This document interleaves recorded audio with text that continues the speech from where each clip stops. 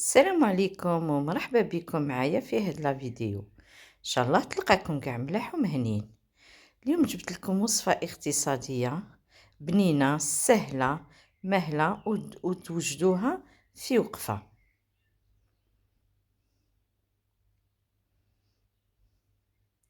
في تنيجرة ناخد مغرفة صغيرة تاع السمن، ما نكتروش، حوالي 2 حتى 3 مغارف زيت. هنا عندي حبة بصل مواين، اسمها شوية كبيرة على مواين، قطعتها صغيرة، ديرها تتقلى مليح مع هداك السمن والزيت. وهنايا نزيد نسكرفج عليها حبيبات تاع توم،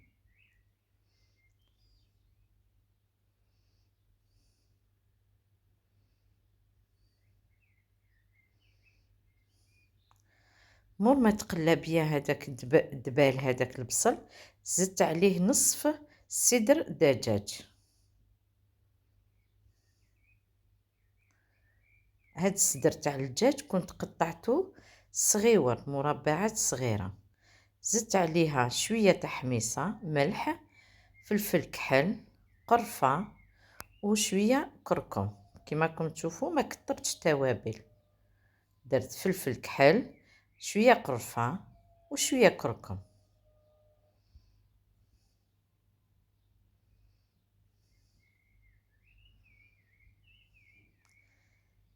زدت عليها معدنوس،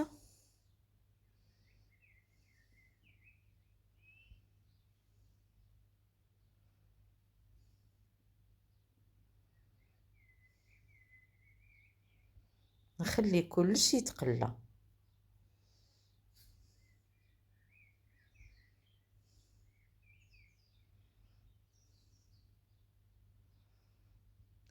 مور ما تقلى لي بيان على النار هاديه، زدت عليه ماء سخون ولا مرقته.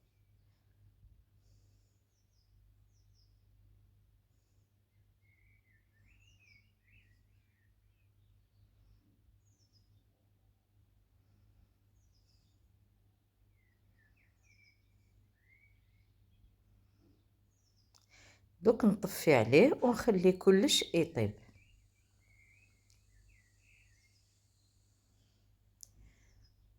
مور ما طابلي اللحم الحميصه وزاد سما زاد شربت هذيك لاصوص، نطفي عليها.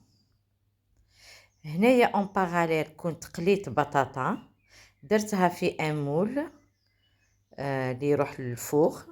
دوك نفرغ قاعيتك ولا نسقي هذيك لاصوصي كنت طيبتها، نزيدها فوق البطاطا.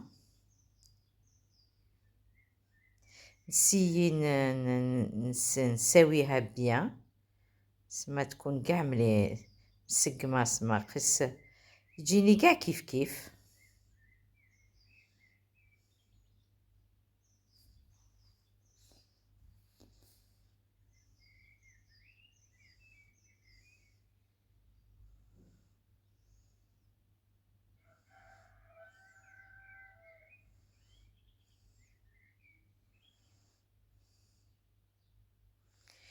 وهنايا سكرفشت فخوماج غابي، نزيدو من الفوق على الوجه.